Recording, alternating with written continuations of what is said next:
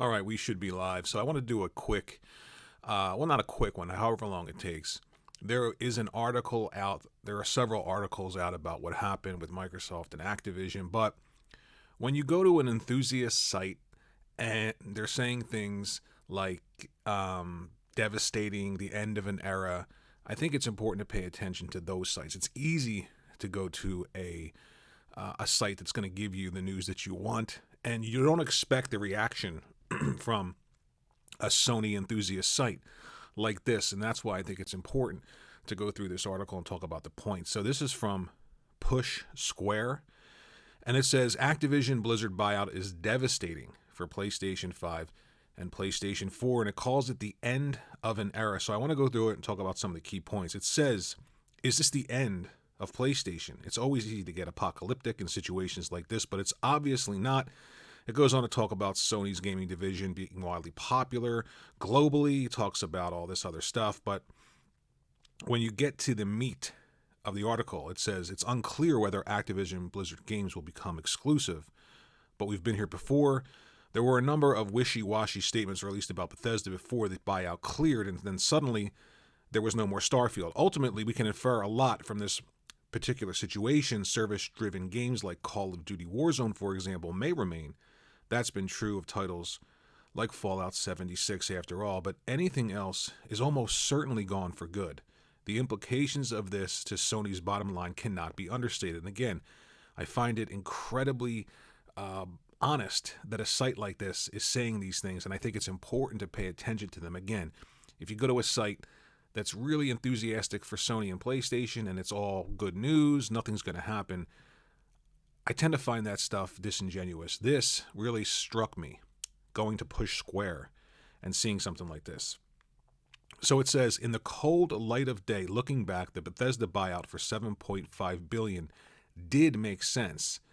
This was a publisher that was signing timed exclusivity deals with Sony and was reducing the price of its games drastically within months of their release. It was also a privately owned organization. Activision Blizzard is a publicly traded, although its stocks have taken a battering as of late.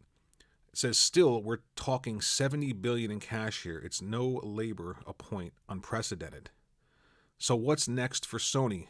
Again, they talk about this isn't the end, obviously. And here's where I thought, wow, here's a site that's 100% dedicated to PlayStation, and that's fine. I like PlayStation as well. They're enthusiasts, and that's great. But listen to this. They say, quote, we may be witnessing the beginning of the end for PlayStation as the market leader. I want you to pay attention to that. They're not saying the beginning of the end for PlayStation, but they're talking about market leadership globally, and they're saying it may be the beginning of the end for PlayStation. The Japanese giant has done an outstanding job of growing its intellectual property over the past 15 years, and it's now the steward of some of the biggest brands in gaming, but it's not Nintendo. And that's key. I want you to remember that. And it's always used its exclusives as an additive to a robust third-party content slate. That's incredibly important when they point out the difference between Nintendo and Sony, because a lot of people seem to think that Sony can survive on their exclusives alone, and they are fantastic games, but they cannot survive with those because they also have built up a robust lineup of third-party content. That's incredibly, incredibly important. Again, it's not Nintendo. It's always used exclusives as an additive. That's very important. The removal of Bethesda was a blow it could weather, but Activision Blizzard is a gut punch that's going to leave the company battered and bruised. They go on to say, we won't see a change in the immediate future. This acquisition will take some time to close, and it'll be business as usual, presumably with less of the problems that they've had. Sony will continue to sell as many consoles as it can manufacture, and the likes of God of War Ragnarok and Horizon Forbidden West will be big hits, and they absolutely, positively will. This is going to take some time to manifest, and the impact on PlayStation's bottom line will be slow and subtle. However, PlayStation is on the track, and the train is coming, and there's very little they can do to get off that track. The only thing that they can do is make a few moves to squeeze themselves close to that guardrail And hopefully the train goes by and causes as little damage as possible, but it's going to cause damage. There's no way to get off that track. It says conversations have been dominated recently by Xbox Game Pass and Sony's rumored project Spartacus, with the sentiment being that PlayStation simply doesn't have the funds to compete on Microsoft's level.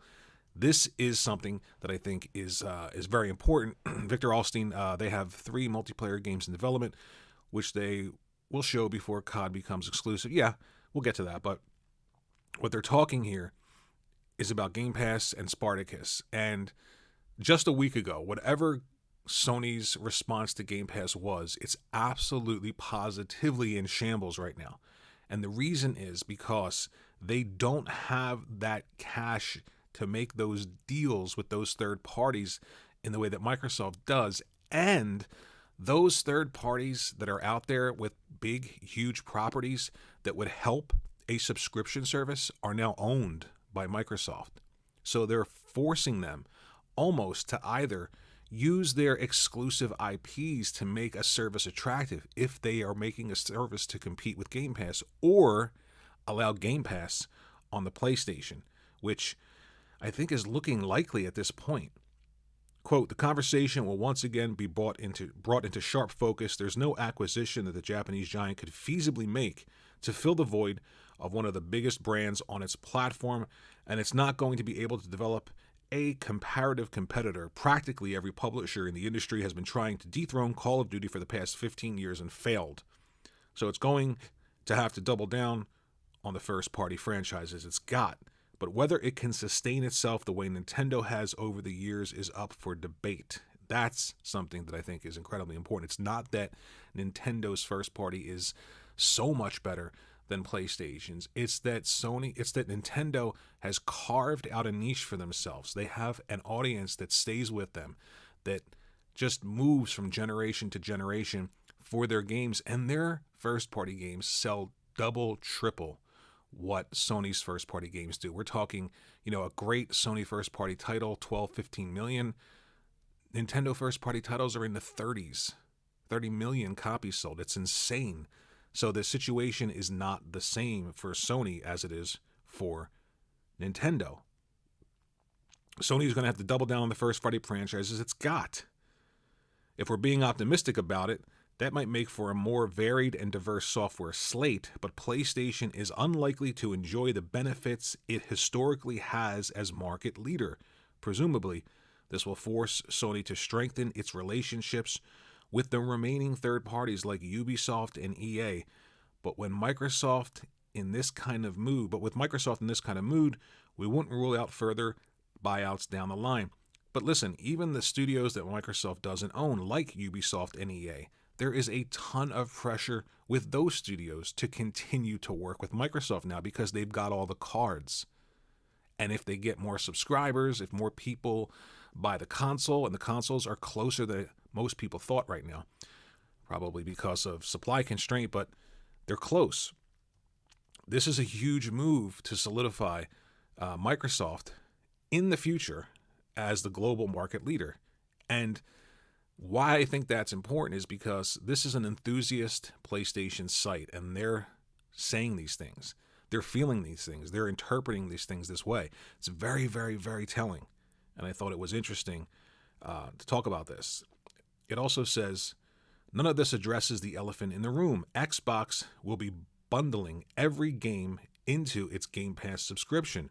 And while the economics and end goal of that particular service still remain head-scratching, the Redmond firm is clearly not short of a buck or two. In addition to losing one of the biggest franchises on its format, Sony must also navigate an environment it deems unsustainable, which is putting its multi-million-dollar software investments into a low-priced monthly service. There may be some suggestion that Sony's only way out may be to allow Game Pass onto its own platforms. Now that's interesting because there's an article and an interview that Phil Spencer gave, and he said all of this is being done to allow Game Pass on whatever devices they're on to be great. And that is a hint. And especially when he says they have a desire to keep Call of Duty on PlayStation? Well, the desire is to allow Call of Duty to live on PlayStation through Game Pass. Think about that for a second. But this kind of thinking ignores reality. Quote, PlayStation makes billion-dollar investments into designing and marketing hardware so that it can reap the rewards through software royalties and subscriptions. It's not going to put in the hard yards building a platform to then cede all of the income on that particular device to the competitor. Now, the problem with that is if Game Pass exists on PlayStation and Game Pass has all of this stellar content, even if it's not stellar, it's a huge amount of content from some of the biggest publishers in the industry. What are you going to subscribe to on PlayStation? Are you going to subscribe to PlayStation service, or are you going to subscribe to Game Passes? So it would cut into Sony's subscriber base. They're in a really rough position right now. Oh, I had to take a drink of Sumatra. This coffee is so good. All right. Where are we? It'll be a while before we see what the future holds for PlayStation, and there'll be no change in the short term, but as the article is being written, it's hard to see Sony remaining the market leader. Think about that for a second. This is Push Square saying it's hard to see Sony remaining the market leader. It'll soon lose its biggest franchise for good, and we suspect this isn't the end of Microsoft's acquisition spree. It may be. I mean, this is a huge acquisition, and it has to go through a lot of people. It isn't even a lock that it's going to happen yet, so I don't see them making another huge acquisition before this goes through June of 2023.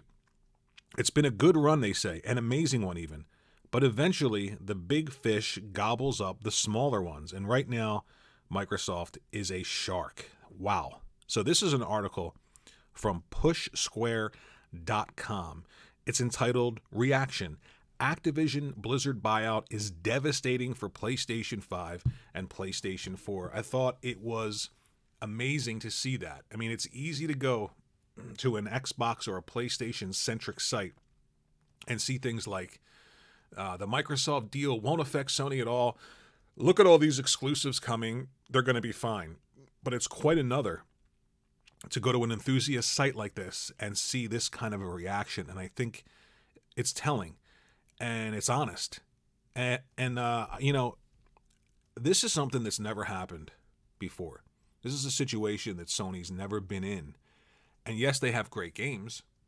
And they have great games coming very soon. Horizon Forbidden West looks phenomenal. It's probably going to be in the high 90s when it comes to Metacritic. It's going to sell incredibly well. And it's going to demonstrate how much more advanced Sony's first party is than almost anybody else. But the bottom line is that when you create a value that's undeniable, a lot of people are going to pay that one flat, relatively small subscription fee. And even if the fee goes up, let's say it's, it's, what is it, $15 right now? Let's say it's $20 a month. But you're getting tons and tons and tons of great games from all of these publishers and then the developers that are under those publishers. I think that most people would gravitate towards that. And I think there'll be an audience that loves Sony's first party, but they can't live and die by that the way Nintendo does, and they know it. They're on the track, and the train is coming. There isn't a way off the track. They've got to figure out how to squeeze themselves as close as possible to that one track on the left or right side. The train's going to go by. It's going to hurt them, but hopefully it doesn't run them over. Victor Alstein says, Horizon looks phenomenal. It does look phenomenal. But think about how Horizon would look if all of this stuff was already in Game Pass. If you've got all of these studios releasing all of their games. I'm not saying that there aren't people out there who want top-level quality. And we don't know what Microsoft's first party is going to look like. If Microsoft's first party is as close to or even with the quality that Sony produces, then they're really in problem. They're really in trouble. So right now, in the short term, it's not that big a deal. I mean, it is a big deal. I mean, again, I keep using the same analogy. You're on a track. The train's not there yet, but it's coming. You know it's coming. So things are going to change in the short term as well as the long term. They're making plans. They have to be thinking about what to do, especially with their subscription service. There's nothing left to go after. If they go after Square Enix and they purchase Square and they say, well, now everything Final Fantasy is exclusive to us, it doesn't help them because there's still too much content that Microsoft owns that Microsoft can say, okay, well, we're not interested in making Call of Duty exclusive. We have a desire for you to have it. But since you want to play that game, say goodbye to Call of Duty. You see what I mean? The only thing left for Sony is leverage. They have to get some leverage in order to force, that's not a great word, but in order to force Microsoft to allow what's always happened to continue to happen. The idea of them buying a studio and just making their games exclusive and then being okay, that's over with this acquisition. Microsoft owns too much. It's all about leverage. Buying Capcom, buying Sega, buying Square Enix, they're not going to buy all three of those. It's not going to happen. But let's say they buy one. And let's go with the cheapest. I think it's Sega right now. There's not enough there for them to keep exclusive to help them in the face of what Microsoft has. But there is some things that they can use for leverage to keep these deals that have always happened happening. It's amazing that this happened. It really is. And, you know, if you don't like Microsoft or you don't like Xbox, you know, that's beyond what I'm talking about here. But I'm just saying you have to really appreciate the thought that went into this. I mean, they know they have a subscription service. They know that other people are going to have subscription services, but they want to squeeze everyone. And they just bought up all the content. Now, you see that Banjo is on Switch Online. That's coming, I think, this month. They own Banjo. No problems allowing that on Switch. I think that they know that Nintendo really isn't in the same situation as Microsoft is with Xbox. It's a completely different, it's almost like PC. It's so foreign to Xbox. But with Sony, they're playing hardball. They really are. I'm not sure what the move is for Sony beyond just allowing Game Pass on PC. And think about this for a second. They're focused on VR. And that's great. I can't wait for it. I can't wait for PSVR 2. But again, I say but again quite a bit. I don't know why I do that. I feel like punching myself in the friggin' head when I do that. PSVR 2 is going to be great. But think about the money that they're spending for that now. And think about how they're thinking now, right? How they're thinking now, not 2 days ago, 2 weeks ago. The money that they put aside to invest, to build, to market, to fund, to make games for VR, all of that money now, they're sitting there thinking to themselves, fuck, what are we going to do? Should we take some of that and put it towards an acquisition? Should we take some of that and put it towards beefing up our subscription service? As far as Spartacus goes, the only thing that they can do is either put everything possible, PS1, PS2, PS3, PS4, full backwards compatible, download, no stream. If they do that, even with all of that, Game Pass is still going to be really hard to beat. Victor Alstein says, it's annoying Sony was doing all this timed exclusive. Shouldn't they have thought what could happen if Microsoft went all out? There's a difference between timed exclusives and buying a publisher. It's a huge difference. Microsoft did timed exclusives too, and it helped them. Call of Duty on the 360, every map pack was exclusive. It absolutely helped them. However, Call of Duty was still on PlayStation. There wasn't this thought that it wouldn't be there. Or in order for it to be there, it would have to be wrapped up in a service owned by Microsoft, Game Pass. That's the biggest difference. There's also a huge difference between Microsoft going to developers that have traditionally never made content for anybody else but them and funding games for them, as opposed to going out and just buying a publisher who traditionally put everything on everything. That's a huge difference. I know people don't like that difference. There's a fanboy argument for that difference because you like Xbox or you like PlayStation. There's a huge difference. If you can't see it, there's something wrong with you. But there is a difference. Again, I'm not saying what Microsoft is doing is good or bad. I think you've got to appreciate the fact that, you know, they're in, period. This idea that they don't take gaming seriously, or they're not taking gaming seriously, whether or not you agree with just buying your way in. A lot of people like to say they're just buying their way in. That's fine, whatever. There are some things that Sony's done in the past that are completely shitty. And Nintendo, back in the day, if you're old enough to remember, if you were a third party and you were making a game on the Nintendo system, there was a clause that said you could not make that game on any other system. If you wanted to work on their system, you worked on their system, period. That's the way they starved out everyone else. So all of this stuff happens all of the time. It's just that Microsoft has got the biggest pockets, and they're the biggest target when it comes to spending money. I hope that there is a way for Sony to pivot here, and maybe I honestly don't see how they're going to do that. I really don't. I mean, you look at Game Pass, you look what Microsoft did. They own everything. Okay, besides Square, Capcom, Sega, those games exclusive in a service are not going to sell a service compared to what Game Pass has. It's just not going to happen. So Sony has a choice. Do we buy one of those studios and make everything exclusive? Not a great choice. Do we buy one of those studios and use that as leverage to keep some of the games that Microsoft now owns on our platform? That's the better choice. Or do we allow Game Pass on the PlayStation 5? I would allow Game Pass on the PlayStation 5. The point is that, you know, if you own a PlayStation 5 and Game Pass is there, you get all of Sony's first-party exclusives, and then you get Microsoft's games, all the studios they own, day and date.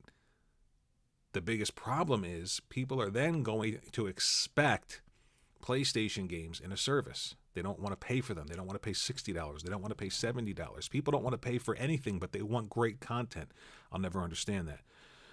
Victor Alstein, my point is you need to always know the competition to compete, to avoid situations like this. I don't think there's any situation that anybody could have predicted where, you know, within the span of a year, Microsoft spends almost $80 billion.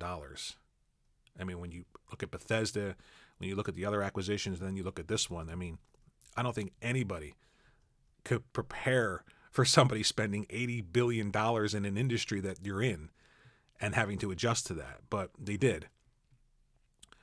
Mr. Young Hagelin says, I hate companies buying other successful companies because it doesn't really add new games. Xbox was still going to get those games regardless of whether they bought Bethesda or Activision. They were going to get those games, yes.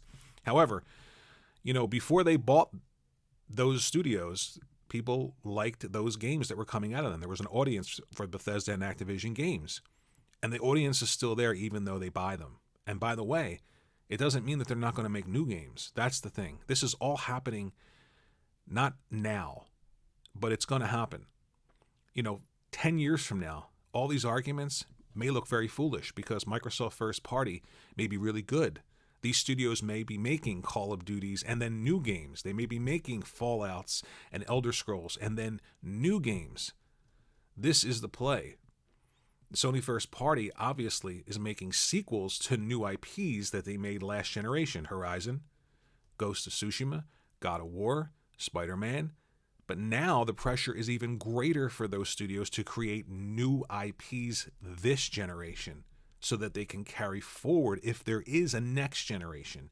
And the idea that they have to create those IPs in a much quicker time frame to compete with content that's going to start consistently dropping in Game Pass. I mean, there has to be some sort of a stress over there at PlayStation. If it takes them 6 years to develop something like Horizon Forbidden West, what kind of time frame are they going to have if Game Pass is dropping tons of content left and right? They don't want their quality to dip, but they're going to have to figure something out. See, there's so many things that happen with this deal that people just aren't thinking about. Victor Alstein, I think there are things Sony can do. COD is just one game. Saying COD is just one game is great, but you look at Sony's revenue, most of it, almost all of the driving force behind PlayStation, beyond their first party, is Call of Duty. Call of Duty is one game, but it's so big. this is something that you just can't understate. It is so large, and there's a reason why the entire industry is talking about this. There's a reason why Sony's response to this was to mention not Blizzard, but Activision. They said, we expect Microsoft to continue to allow Activision games to be third party. They didn't say Activision Blizzard. Why didn't Sony say Activision Blizzard? Because Call of Duty is that big. That's why they mentioned Activision specifically. They know that. Everyone knows that. Dude Bach, Activision was going to sell regardless. They were shopping around for a buyer. Sony does not hate. Yeah, I mean, I get that, but what does that change? Microsoft still bought them. Whether or not they were going to sell regardless, it's not that they were going to sell, it's who bought them, who purchased them. Microsoft purchased them. They've got Game Pass.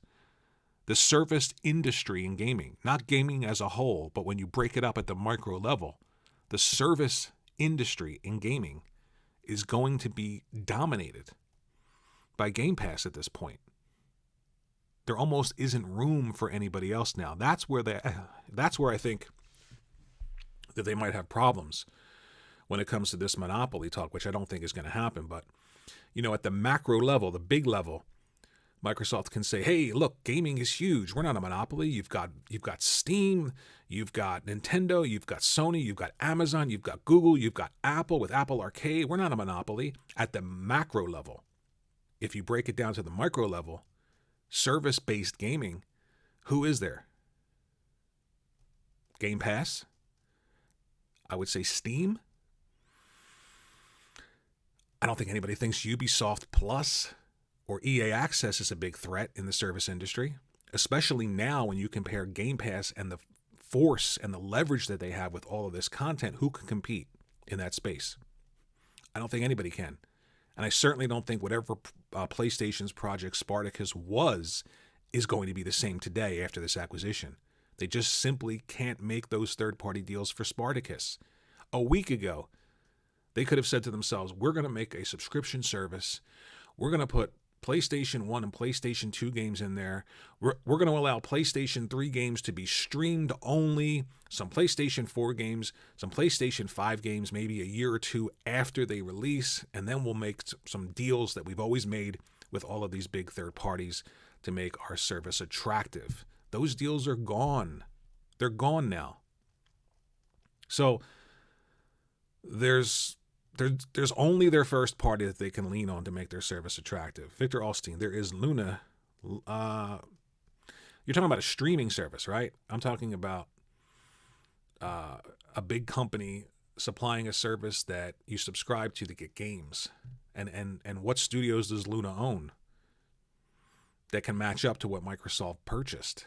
There's nothing that matches Game Pass. Let's just be honest.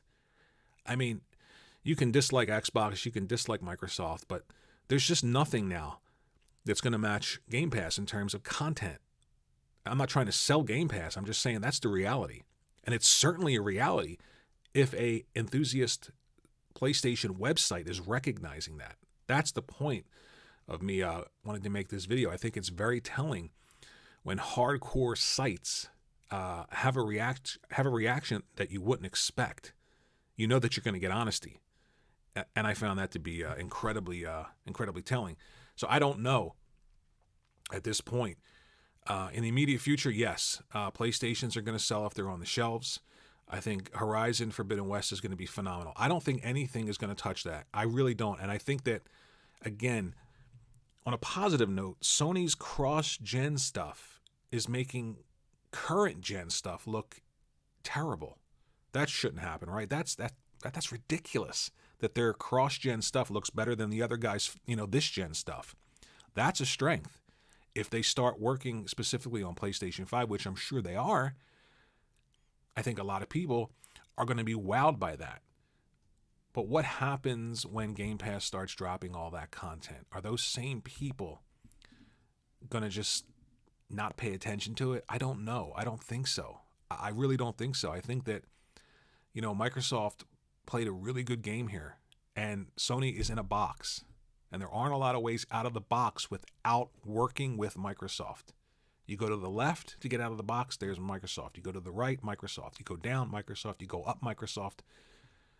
There's just no way out of it without either allowing Game Pass. And here's something else to think about, right? As strong as this is for Microsoft, why would they want Game Pass on PlayStation 5 if this is so strong? Well, because PlayStation is still the global market leader. This is really a great move. It really is. And for PlayStation to allow Game Pass on their system would really hurt their own subscription service. I mean, I just don't think there'd be room for another subscription service on their platform, and that's what they're thinking. Also, you're going to earn achievements that tie right back into Microsoft and Xbox ecosystem. Forget trophies there. So how do they work that out? It's a stranglehold. It really is. And again, whether or not you like PlayStation, whether or not you like Sony, you've got to really look at that and say, wow, that was just a huge, huge move. Unbelievable move that solidifies.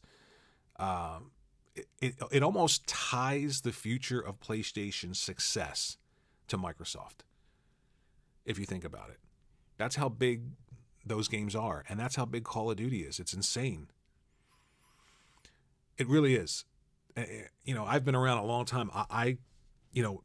83, the crash of the video game industry was something that was huge. This is going to change the way that these companies relate to their consumers and to even themselves.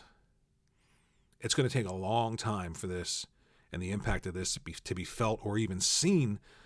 But once it is, I don't see how PlayStation is going to continue to be a market leader. They're absolutely going to continue in the console space. They're going to be fine. But, globally, if Game Pass is adopted, and the if is getting much, much smaller, the if is becoming a when with all of these acquisitions. I would agree with you that Game Pass was an if a little while ago. I think it's a when at this point with all these acquisitions. So when Game Pass becomes adopted globally, and they're smart with this because it's Game Pass, it's not Xbox, right? Because in Japan and in a lot of parts of the world, Xbox is just an afterthought. But Game Pass, I think, could be something that's adopted globally. Mr. Young Hegelin says, I'm just going to enjoy PlayStation games while they're still here. I just hope Sony still makes games, whether on PC or Xbox. My fear is they just stop making games and sell. I don't think that's going to happen. I don't think there's a situation where PlayStation just sells everything off. And I definitely think they're going to continue to make great PlayStation games. And I'm going to enjoy them just like you. And I don't care if they're on PC or not, because PC is not console. There is no crossover. The math was done by everyone, so it doesn't matter. But yeah, I'm going to enjoy them as well, too. Victor Alstein says, I like all consoles, but I have recently been more into PC. PC isn't a console, so I do wonder if Amazon and Apple would come in. Sony could certainly work with any of them. I mean, that's part of why Microsoft made all these acquisitions, because they don't want Amazon or Apple to have leverage if they come in. So before they made these purchases and they came in, what's interesting is, think about this. Phil Spencer in his statement said that Nintendo wouldn't do anything to damage the industry, and Sony wouldn't do anything to damage the industry. Why? He said because that's the industry that they're in. But Amazon, Google, Apple, Facebook, they aren't in the gaming industry, and they could damage the gaming industry.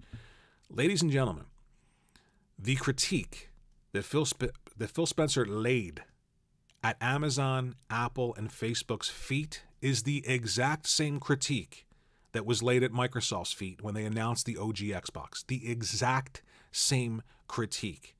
I remember reading in magazines, because that's what we had back then.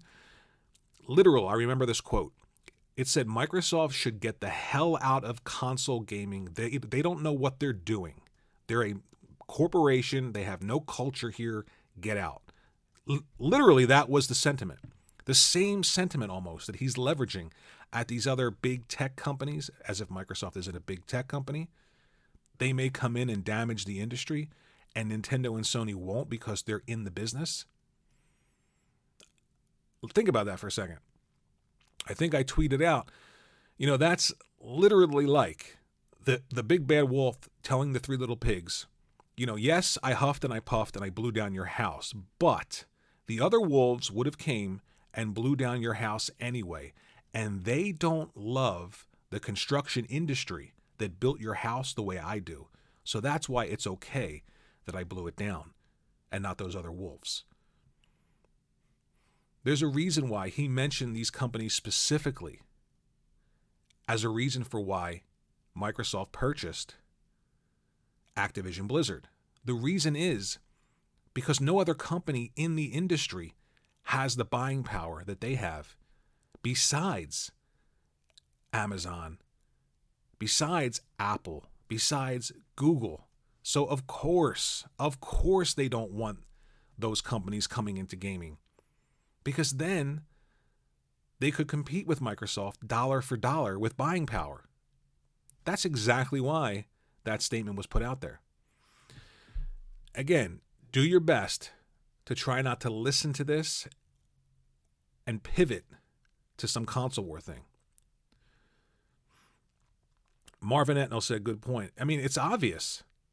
They said, we don't want Amazon, Google, Apple to come into gaming because they don't have a history in gaming and they may damage gaming. Well, Microsoft never had a history in gaming either.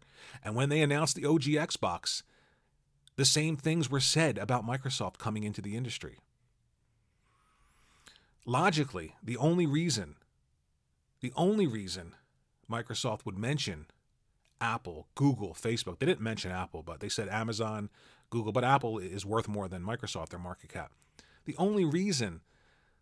One of the only reasons, Game Pass is a big reason, gaming is a big reason because they are in gaming now.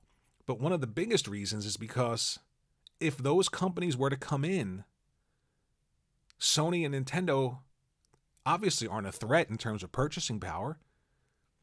Amazon, Google, if Google decided to come into gaming, they could buy Bethesda, they could buy Activision Blizzard, they can buy EA, they can buy anyone. Microsoft knows that Sony can't and Nintendo can't. That's exactly why they made these purchases, not only to bolster Game Pass. I'm not saying they're doing this because they don't care about gaming. They do. They're doing this for gaming primarily. They want their console to be great. They want their service to be great. But they also don't want those competitors with deep pockets to come in because that means they have to compete with them. It's very advantageous for Xbox and Microsoft to compete with Sony and Nintendo. It isn't advantageous for them to compete with Amazon, Google, Apple, Facebook. Clearly. So at the end of the day, I don't know. What do you think Sony can do? There's 4 people watching. You tell me, what could Sony do at this point? What would make PlayStation's service attractive in a way that is more attractive than Game Pass is? Game Pass of the future, let's say, with Bethesda titles dropping, with new games dropping from Bethesda, with new games dropping from Activision and all the other studios that they own, with the new Doom game coming out, dropping. What could make PlayStation's service attractive? And what could make it attractive on the PlayStation if Game Pass also exists on the PlayStation? It's so weird to think about the position that they're in and the things that they have to navigate now. Let me take a drink of coffee. Victor Alstein, Google isn't actually that big, but their parent company is. I don't know if anybody in the world thinks Google isn't big, but okay. All right. Again, I wanted to talk about that article. When I saw that, I thought, wow, here's a site completely and totally dedicated to PlayStation, which is fine. And their reaction is not one I expected to see, which is amazing. So, again, from Push Square, Microsoft's bigwig trusts PlayStation not to damage gaming industry and cautions against tech giants. Now, come on, guys. Come on. Really? Let me read that title again. We're talking about Microsoft, okay?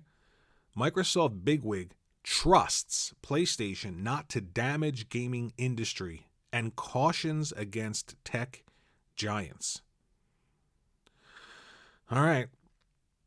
Here's what he said, quote, "They have a long history in video games," he said of the sector's current major competitors. "Nintendo's not going to do anything that damages gaming in the long run because that's the business they're in. Sony is the same, and I trust them. Valve's the same way. Of course, all three of the companies that Spencer's name-dropping have significantly shorter pockets than the trillion-dollar juggernaut that is Microsoft." Exactly, that was my point. Marvin Ethel, "Not sure if it would be more attractive, but full backwards compatibility, that would get my attention." Yeah, I said that. I mean, at this point, if you're Sony, okay, we have a service. It's called Spartacus. We're working on it.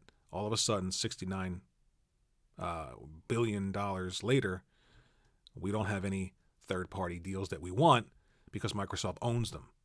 So what do?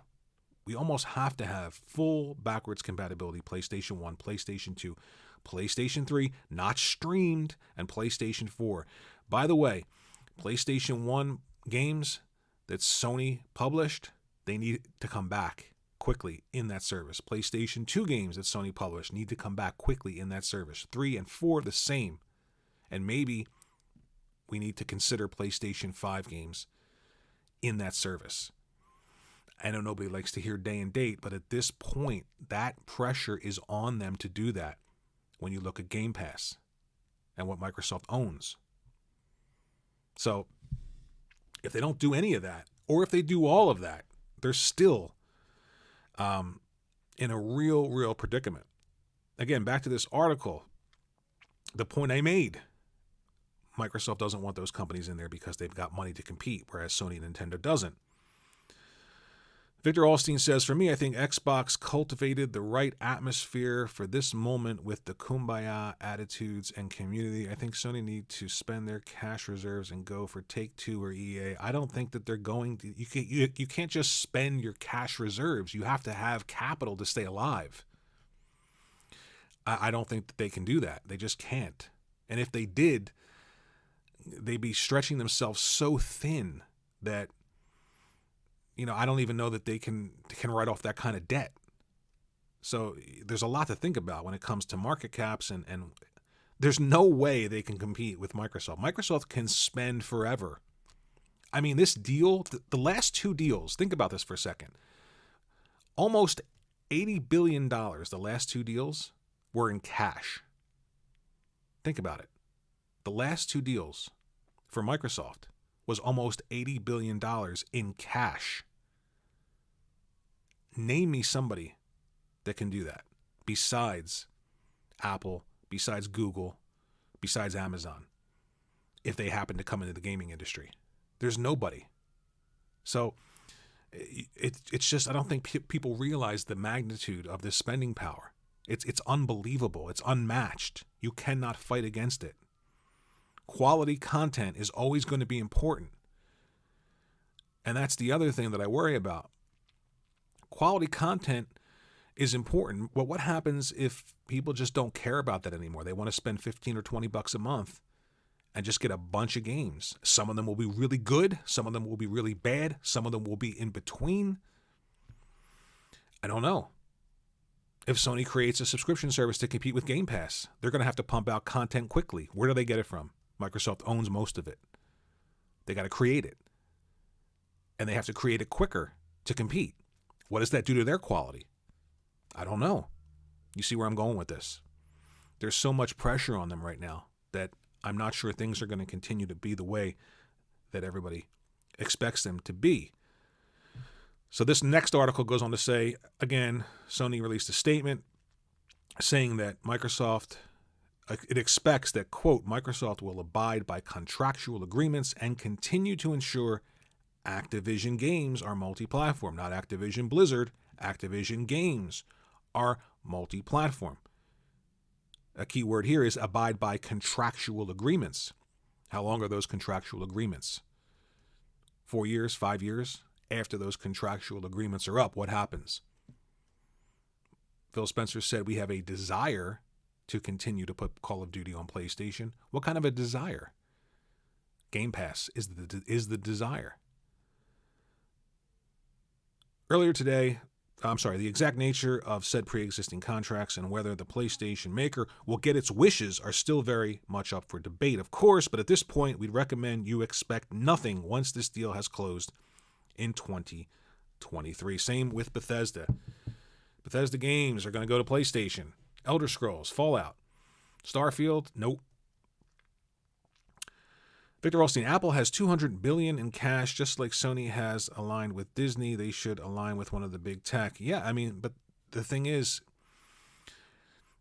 I don't know if Apple wants to align with Sony. If you look at revenue in gaming, believe it or not, Apple is way up there with their Apple Arcade, which I don't have. I love Apple, but I just don't have Apple Arcade. But when it comes to mobile, they're making a ton of money. And think about this. How much money is being made with Candy Crush and King on mobile in Apple Arcade? Now a lot of that money is going to go to Microsoft. See, there's so many layers to this deal that go beyond just competing in the console space and then competing in the service space for games and then competing in the mobile space. There's tons to look at when it comes to this deal. There's just, I mean, even in the future where Microsoft stays third place in terms of console sales, they are going to completely dominate in terms of revenue generated. Completely dominate. And when you have that kind of leverage in the industry, the Square Enixes are not going to say, yeah, we're just not going to put that game on your system. Here's something to look out for. That rumor of the next Final Fantasy being exclusive to PlayStation, I'll bet you that changes. Yep. I'll bet you that changes now with this deal. There's just too much leverage in Microsoft's court. They've got the ball. And they purchased the court and the nets and the players. They purchased it all. You want to play basketball? You got to ask them. I'm not saying I agree with that or I disagree with that. I'm not trying to sell that to anybody listening. I'm just saying that's the reality when you look at it and you think about it. And it's interesting. It's interesting to think about what's going to happen. In the short term, I'm super excited about Horizon. Again, I want to talk about that game. How do they continue to do that? How do they continue to take PS4 level technology and make it look like PS5 early generation games? I can't. It blows me away when I see that game. The more and more I see of it, I can't wait.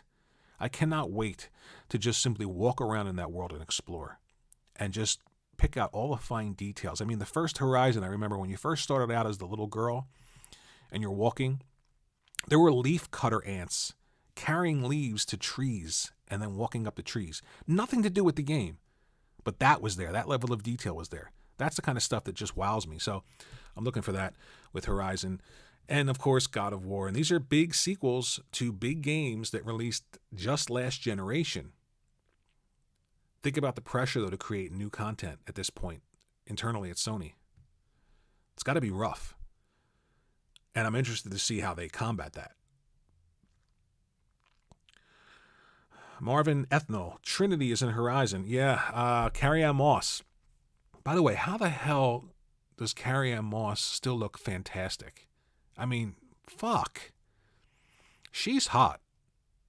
It's unbelievable how good she looks. Something about her. I don't know what it is, but I like. All right. So those are the points I wanted to make based on this article. Coming up on 50 minutes. Victor Alstein says Apple made more than $30 billion on mobile gaming last year with the new laws. Their profits aren't going to be as high, so they could use Sony's partnership. Victor Alstein, look, I don't think there's any world where Apple needs Sony's partnership to make money. I just don't. They're the wealthiest company in the world. Apple, I think Microsoft's 2.2 trillion. I think they're 2. What are they? Let me look. Let me look at my stock here. Their market cap right now is $2.69 trillion. And you're telling me they need Sony? $2.69 trillion. Okay, let's look at Microsoft. Microsoft is $2.25 trillion. I think that it's the other way around. I think Sony needs Apple or one of those big wallets out there to partner with. I don't think that's a bad idea, but I don't think they need Sony. It looks like Gaia came back in Horizon Forbidden West. Yeah, I'm interested to see that. I'm also interested to see Carrie-Anne Moss's character and who are they. In the trailer, they say other people are looking too, so I'm interested to see, where the story's going. Think about what would be really cool is actually playing a game maybe right at the time that the machines take over. So instead of the future where everything's gone, it would be sort of like the present when the machines started to take over in modern times. That would be a cool spin-off for Horizon as well. Maybe a next game or something like that, where you play as the doctor who cloned herself into Aloy. Little things like that could be really cool. They're interesting to think about. But I'm interested to play the game. Oh my God, I talk so fast, it fucking kills me. I'm interested to play the game. I'm very excited about this game. That's the thing that's missing. Even with all these acquisitions, when it comes to Microsoft and Xbox, where are the games that are exciting? That's what I'm waiting for. They have to be coming. It's been 20 years. But, Halo was good. I enjoyed Halo. I think Halo Infinite is good. I think the world begs to be explored and have things to do, and hopefully they fill that in. Mr. Young Hegelin says, play God of War 2018 on PC. That's the kind of quality I want from PlayStation. Unfortunately, those games take too long to make compared to the quantity Xbox is capable of. PlayStation cannot compete. That's a point. That's the point I was trying to make. I'll take quality all day long. And I'm old enough to wait. But most people that are young don't want to wait. They want everything now. That's what Game Pass is. Victor Alstein says, the lady in the end, do you think she is someone from the previous age? She might be. She might be somebody from the age right around the time that the machines were taking over. Maybe they went underground, kind of like if you saw the Time Machine, there were the Aloy and the Morlocks, maybe something like that. Marvin Ethnol, or a game where Rose gets revenge. Yeah, I wouldn't mind that either, right? Jeez. So I think I'm going to wrap this up. I'm going to put this on my Twitter and my YouTube. Maybe think about subscribing to both of them. I have a Twitch where it's all WorryWart Gaming. I'd appreciate that. And I just wanted to talk about this article because I found it interesting, and I think there's a lot to unpack. And I'd say in the next 5 years, things are going to change pretty drastically. And for a PlayStation Enthusiast website to be saying it may be the end of PlayStation as the global market leader, I think that's incredibly interesting. And maybe even a bit telling into what this deal has done with in the video game industry. So thanks for watching. I appreciate that. I'll try and do more of these. It's much easier to just do this than, capture gameplay, edit it, do the voiceover. I like doing that. I know most people like watching stuff like that. And, it's not like my channel is huge or anything like that, but I just figured I'd pop in here as fast as I could and do something like that. Victor Alstein, have a good one. You too. I appreciate everybody stopping by here. I think I had 5 concurrent viewers. Think about that for a second. Wow. Huge. I won't forget the little people when I become huge. Huge. All right. Peace. Creamy